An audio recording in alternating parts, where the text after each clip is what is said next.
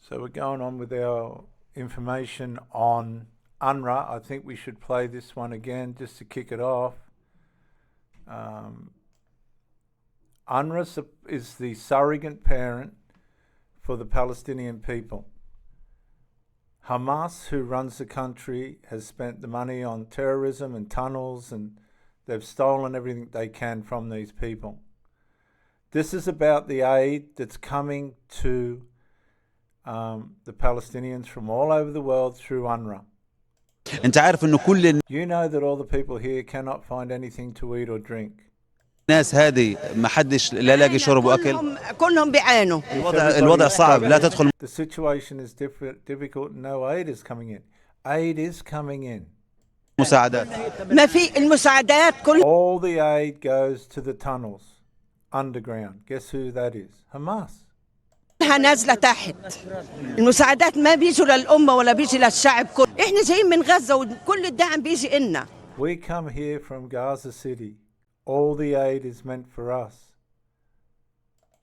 انا بحكي ما I'm not afraid of Hamas. He is. They ain't, because they just want food. And I'm talking to them as well. See, these people would happily throw her under. They'll let her say what she's got to say, but they'll happily throw her under the bus. خافش منهم. أنا بحكي لهم كمان. أنا كل الدعم بيجي. All of the aid reaches the Gaza Strip. All of it. Right? They watch it. And then قطاع غزة. كتير بيوصل اللي بيوصل a lot of the aid is coming. It is being distributed. That's what they say. Well, that's what they say, but it's not. قليل وبيتوزع هيك بيحكوا. No. We're not going to cop that, she says. كله للبيوت. Hamas takes everything to their homes. خليهم ياخذون ولا They can take me, shoot me, or do whatever they want to me. ولا يعملوا بدهم إياه حماس. حاجة احنا. It seems that the situation is unclear. The situation is very clear. Absolutely, completely, 100% clear. 100% clear. The so-called refugees from 1948 are supposed to go back to and dismantle Israel. Some people would say, and I'm one of them, that the funding to UNRWA should have been cut off many, many years ago. It was created about 75 years ago, went into operation. It was after the 1948 war, a war that the Arab states waged against Israel, and it's perpetuated this image of Palestinian refugees for 75 years. This is already the third or fourth generation, and Palestinians really embrace this narrative that they're going to somehow reverse what happened in 1948, reverse the creation of the state of Israel. And UNRWA has that very strong political role. That's what it was created for. See, Palestine's not about building a state on the Gaza Strip or anywhere else like that. It's about dismantling the state of Israel. That's all they want to do. Like other UN agencies, UNRWA's alleged links to terror are deeply rooted. The Times of Israel obtained a dossier that includes the 12 staff members who were allegedly involved in the horrific October 7 attacks. It's also been revealed thousands of instant messages were circulated between UNRWA staff applauding Hamas's efforts for the atrocity. In this report, we document a Telegram chat group of over 3,000 UNRWA teachers in Gaza that is replete with messages, photos, and videos cheering and celebrating the massacre of October 7th. We're talking about 1,200 who belong to the organization, 3,000 in this group, 6,000 whose family members belong to it. This is not a problem of bad apples. It's rotten to the core. It's also... And you've got to believe it. And we've got these Muslim senators, Marine Farquhar, or whatever her name is, screaming for Australian taxpayers' money. No. Been heavily documented, UNRWA teachers have been promoting anti-Israel messages in schools. There are problems inside this organisation. It's not just the immediate aftermath of October 7. It's their decades-long campaign of incitement against violence with their children's books, the textbooks through the education system, the idea that Newton's second law is delivered to Year 10 physics students through the prism of the problem-solving of the force of a slingshot hitting an Israeli soldier. This is type of the incitement of violence that happens on a regular basis inside this institution. Human rights advocates believe around half of the terrorists that carried out the October 7 massacre were graduates of UNRWA schools. I will bet dollars to donuts that if someone gets the information on the terrorists from October 7th, at least 50%, if not more, are graduates of UNRWA schools. That's a statistic that we, as taxpayers, because we paid for it, we ought to know. Yeah, and we should ought to know, but you're never going to find out because the politicians that know this, they ain't going to tell you. UNRWA's training these people for the dismantling of Israel. But the question is, what proportion of Australian taxpayer dollars is being spent to fund terror infrastructure in Gaza instead of humanitarian aid? There's the question of how much of the Unrwa economic humanitarian aid funding, including significant amounts from the government of Australia, were diverted, stolen, I think is the correct word, the accurate term, by Hamas or handed over to Hamas by Unrwa employees for use in that massive terror construction project that Hamas has been running since they took over Gaza in 2007. So the money that Australia's been sending to Unrwa has been getting siphoned by Hamas for terrorism activities. Please wake up, Australia. Many layers of Unrwa involvement in terrorism, much of which were guessed or probable or known in different ways, but not proven in a hard case. And now it's becoming more visible, and governments are now required to look at that information in order to justify any kind of funding. UNRWA receives more than $1 billion in funding a year, the largest contributions coming from the US, Germany and the European Union. It's received Australian funding every year since 1951. In September 2022, the Albanese government announced Australia was doubling its financial contributions from $10 million to $20 million a year. Oh no, don't give them a cent. And just last month, another $6 million was pledged. As more revelations of UNRWA's links to terror come to light, human rights advocates believe responsibility must fall on the donor states. I'm speaking to you actually from Tel Aviv right now. I was in the bomb shelter numerous times when rockets were fired here. They have resources. It was a question of priorities. They decided to devote all their money, Hamas, to terror tunnels and bombs and weapons. The Australian money went to fund, arguably, in the best case scenario, either it was funding the terror tunnels or it was funding, health, education, and so forth, but which enabled Hamas to use all of their money for terrorism. There are calls. See, the money that was given to UNRWA, Hamas has used as a surrogate way of educating these people for the dismantling of Israel. That's the foundation on which it's built, whether it's covert or not, it's there. And we've been giving money to terrorists. For our leaders to answer questions before Parliament. There are also the questions, since it's Australian government money, then Australian government officials may also be named in those processes.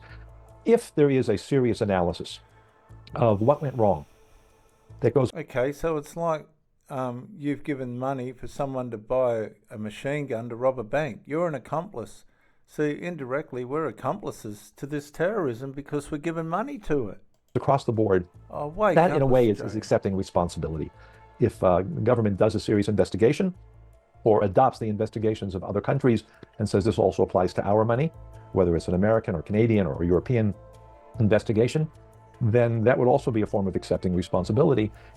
Accepting responsibility also means changing policies. And that's really the most important aspect of this. So I think our foreign ministries, they were the ones who were authorizing the money. They're the ones who were parroting the talking points. UNRWA does life-saving work. How many were participated in the October 7th massacre, mutilation, mass rape, torture? We know 1,200 were card-carrying members of Hamas and Islamic Jihad. Our foreign ministries should be made to answer before Parliament and before the people of Australia and the other Western democracies. Sky News has been reporting on UNRWA well before the October 7 attacks. Joint report this week released shows that Unrwa, this is the United Nations Relief and Works Agency. We've talked about it many times on this show. We encouraged and were partly responsible for Julie Bishop withdrawing $10 million of your taxpayers' money going to Unrwa because we allege that they support terrorism within the West Bank and elsewhere by teaching Palestinian kids to go out and murder Jews. Penny Wong, as soon as she became foreign minister, put that $10 million back into Unrwa. We've now had a joint report this week going to at the US Congress, which points out that Unrwa and makes the obvious links between Unrwa and terrorism within towards Jews within the West Bank and elsewhere. On January 27, Foreign Minister Penny Wong announced Australia would temporarily pause funding to the UN agency following allegations its staff members participated in the October 7 massacre. More than 10 countries, including the US, Canada, Britain, Germany, Italy, the Netherlands, Switzerland, Finland, Estonia, Japan and Romania also suspended funding. But Penny Wong has left the door open for funding to be reinstated fast.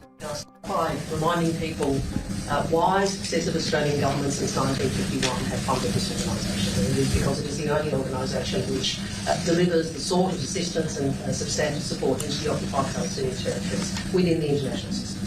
So that is the reality. Can I also remind people what is happening in Gaza at the moment?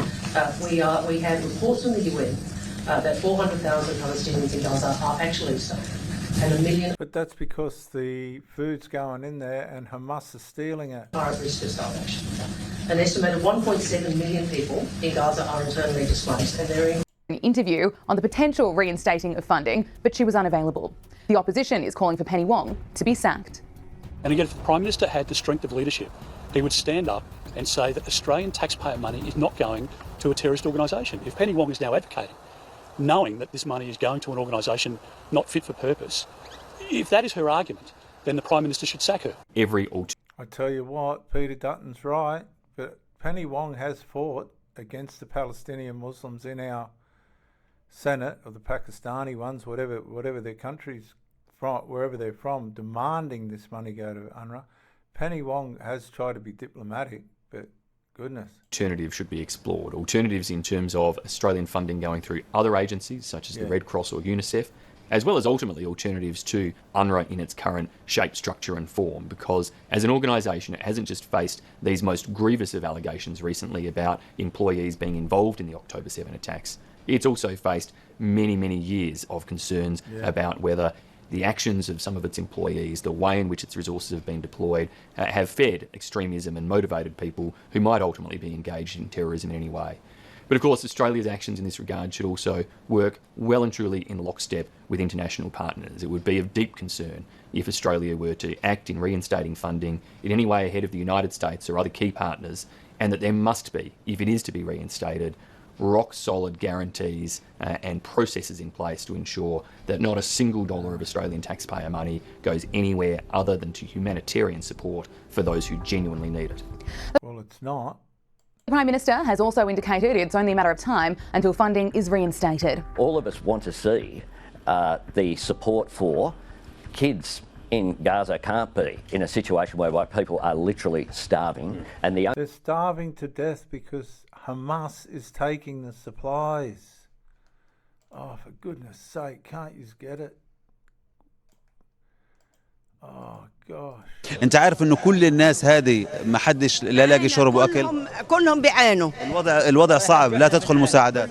ما في المساعدات كلها نازله تحت. المساعدات ما بيجوا للامه ولا بيجي للشعب كله. احنا جايين من غزه وكل الدعم بيجي لنا. انا بحكي وما بخافش منهم. انا بحكي لهم كمان. انا كل الدعم بيجي لقطاع غزه. بس يحج كثير بيوصل، اللي بيوصل إشي قليل وبيتوزع هيك بيحكوا.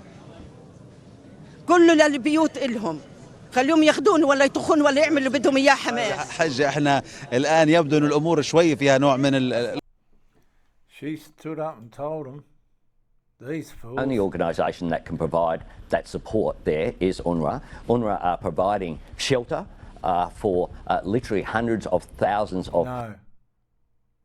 They might be providing shelter, but they're educating these people in terrorism. People there. So it's an organisation that has had bipartisan support. It's been funded by Australia for a long period of time and has been funded by our like-minded allies as well. But we want to make sure that the organisation has every single dollar going to the purpose for which it's given. Look, I read... Thank you, Anthony Albanese. The Australian statement, I believe, by your foreign minister, and the statement was very clear that they fully endorse UNRWA. They congratulated the Commissioner General on his swift response, expressed their full faith and confidence in UNRWA. This was not a statement that we're pulling back. It was sort of more, it's a technical thing. It's very clear what the script is. UNRWA's Commissioner General criticised countries for halting donations, but welcomed an independent review to assess how the agency responds to allegations of serious breaches.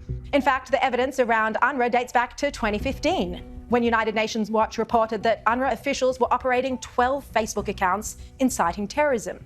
Also that year, UN Watch reported that UNRWA employees were inciting the murder of Jews on social media.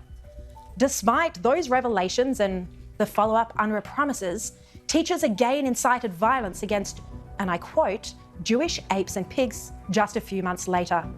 Then in 2017, another report that UNRWA teachers were inciting jihadist terrorism and anti-Semitism.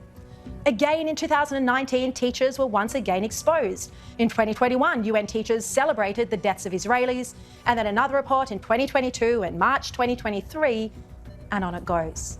So how could all of this have come as a shock to Penny Wong or UNRWA itself. The evidence has been overwhelming. Yet, United Nations officials claimed they were horrified to learn of UNRWA staff ties to Hamas terror. Former Victorian Liberal Party President Michael Kroger, who recently visited Israel, believes Australia shouldn't resume funding UNRWA unless the head of the agency has been sacked. Well, of course, Australia's funding to UNRWA should not be reinstated under any circumstances until Guterres has sacked Philippe Lazzarini, the head of UNRWA. You're trying to tell me the head of UNRWA wasn't aware there were rockets in many of the schools, that there weren't tunnels under the schools, that hatred of Jews wasn't being taught in the schools, that hundreds of his employees were members of Hamas, that hundreds of them celebrated the October 7 attack on slaughter of innocent Jews? I mean, what has this man been doing? He seems to have no idea what's going on amongst his employees. Of course, we should not be refunding UNRWA until this man has been removed and the UN have installed someone in his place who can take responsibility for employees. But for this man to continue in office, given the pro-Hamas leanings of so many people at UNRWA, is appalling. He should go, and go now. Human rights advocates believe now is the time for Western nations to consider alternative agencies to support humanitarian aid being delivered to Gaza and to transition away from funding UNRWA. Canada has recently announced it's sending another $40 million in humanitarian assistance to Gaza through other international agencies, including the World Food Programme, UNICEF, the World Health Organization and Global Affairs Canada. UNRWA's shelf life really ran out a good 30, 40 years ago, and there are other frameworks that will not include both the diversion to terrorism and also the what I would call the political ideological incitement that has been taught in schools. The examination of looking for perhaps some sort of private framework, not an NGO, not an organization that's dedicated to preserving the status of Palestinians as helpless victims, but rather that can build a functioning economy, can build jobs. That would be, I think, where the emphasis, and they're going to have to work with the Israelis. They're going to have to work with Egypt in order to be able to produce products and services. There have been some experiments that have been quite successful in software development and computer-related development. It can be expanded a great deal. There's also agriculture and other things, but they have to be looked at very, very carefully. Let's look to transitions.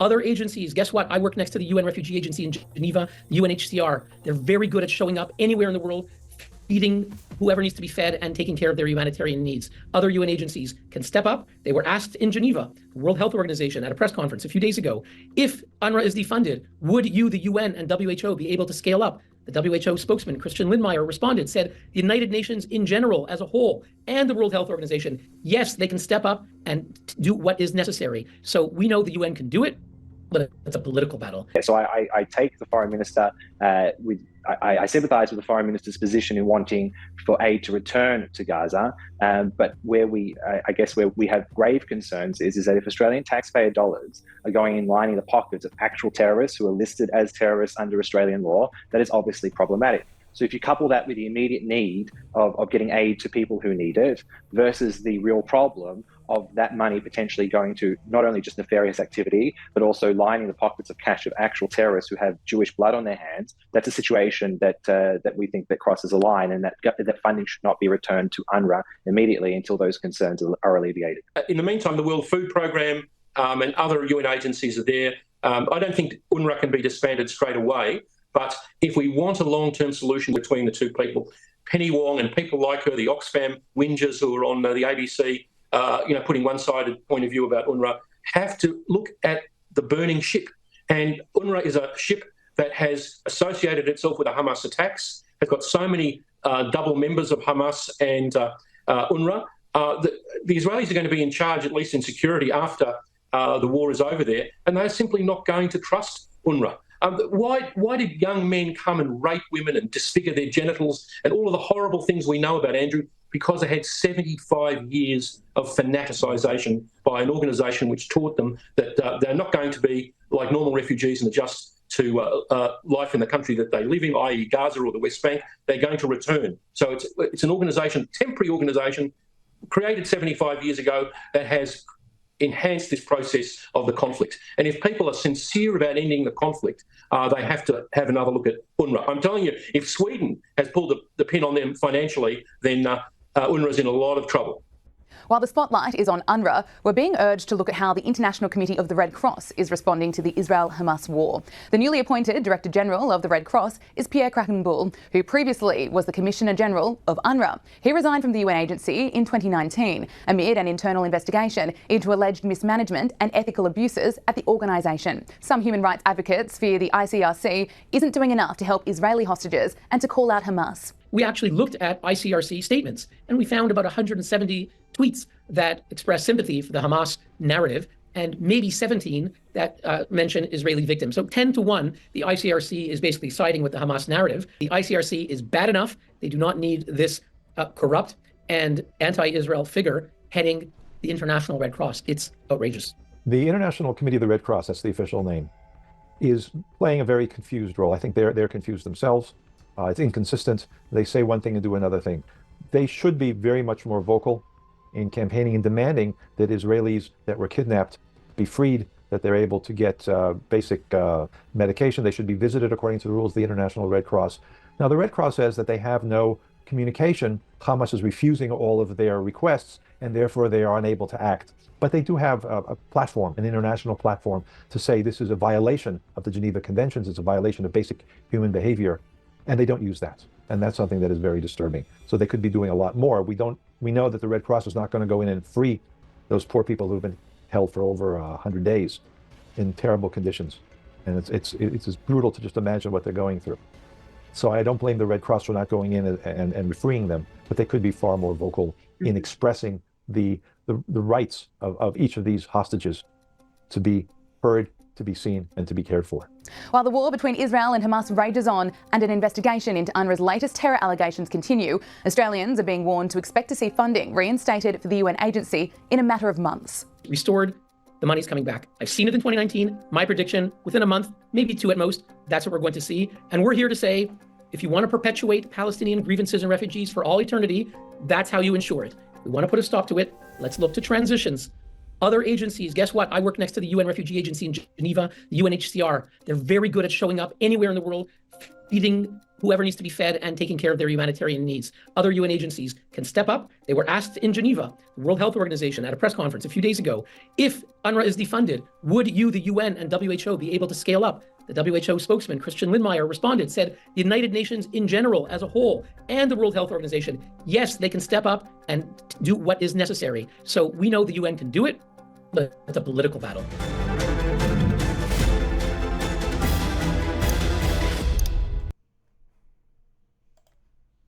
Which is 11 days after you announced the suspension of the agency's funding based on allegations made by Israel. Minister, did you speak to Mr. Lazzarini before you announced the suspension of funding to Unrwa? Well, first, I'm going to take issue with the very inflammatory language you've just used. And I want to place on record my deep concern at the way in which some in this debate, I include some members of the Coalition and some members of the Greens, are seeking to engage in what is a very difficult discussion in ways which are inflammatory, relying on often untruths. Is it untrue that almost 30,000 Palestinians have been killed? Excuse me, I listen to you politely. We know the rules. I listen to you with courtesy. Please let the Minister finish. I listen to you with courtesy. I'd ask you that you extend the same to me. The fact is that there is a humanitarian catastrophe in Gaza. I have said that. And I've also said, as has the Prime Minister, we mourn every innocent life, Palestinian and Israeli, that has been lost. I think we all know that this is a conflict which is weighing heavily on people in Australia. People who take different views. One of the things that really struck me when I went to the Middle East is how important it is to maintain that we remember our common humanity in the midst of disagreement and conflict, and that we maintain respect for one another, because people come to this country because they want to live in a country that is peaceful, tolerant and respectful. And I would say that... Thank you, Penny Wong. Thank you, Miss Penny Wong. All of us who have the privilege of elected office have an obligation to ensure that the distress in our community does not turn to hatred. Now, Senator, the concern I have is that some of your and your colleagues' language appears to be designed, as is Peter Dutton's at times, to whip up Minister, as you know, I have limited time. I have asked you a question. Could you respond to my question, please? Senators, please. I'm allowed to. Chair, I have asked a question. I'd be grateful if the Minister answers that question. I won't be. Look how troubled the people are, the Australians are, with the bullish, brutish attitude of this woman. I'm cutting you short, but just allow the Minister to finish and we'll get through what we need to get through. I think it is of deep regret that whilst the government is seeking to ensure that distress in our community does not turn to hatred, we see particular members of Parliament who are looking to use this crisis to whip up anger, presumably for votes. Minister, don't you dare accuse me of whipping up anger and compare me to the people who actually whip up anger and are divisive. Please, Senator, sorry, Minister. Can we just please all cool the temperature a little bit, please? I'm happy to. Now, Senator, please allow the Minister just to conclude and we'll quickly come back to your questions. I would say, Senator Faruqi, even in that question and in many questions you have asked, you persist in making telling the truth, inflammatory assertions which are not true. Minister, did you speak to Mr. Lazzarini before you made an This woman's driven Penny Wong around the bend. announcement to suspend funding? I'm sorry, that's my question. Could you please answer that question? Well, you just have to wait for that question until the Minister just concludes her answer to your first question. Thank you. That is my first question. Well, there was and we'll a lot. come to it. Senator Faruqi, you made a lot of loaded assertions, and I'm entitled to respond to them, actually. And I would remind you that we have seen incidents in our community, which included laying false corpses outside of MPs' offices, threatening emails and phone calls to staff in elected offices, weaponising the imagery of deceased children, spraying fake blood on shop fronts of elected offices. We have staff who are intimidated and threatened. And what I would say to you is And we've had war memorials that have been completely vandalised and ruined. Your party has a responsibility, as all of us do, to not legitimise that by using inflammatory language and perpetuating untruths. Because that is what telling the truth is not inflammatory language. No one is perpetuating untruths. Which untruths? You are asserting that we have cut funding to Unrwa. You have suspended funding to Unrwa. That is what I have asserted. No. I have doubled funding to Unrwa. We have suspended, along with many other partners, in the face of serious allegations which Unrwa itself described as serious. Now, there are two truths in relation to Unrwa. The first is it is critical. It's a critical organisation. I'm sorry, Minister. Please answer the question. And this is the person, this woman, where is she? She's not representing Australia. She's representing Palestine. I'm Dr. J.W. Morrison, theologist, Central Coast, New South Wales, Australia. Thank you for joining me, viewers, and bye for now.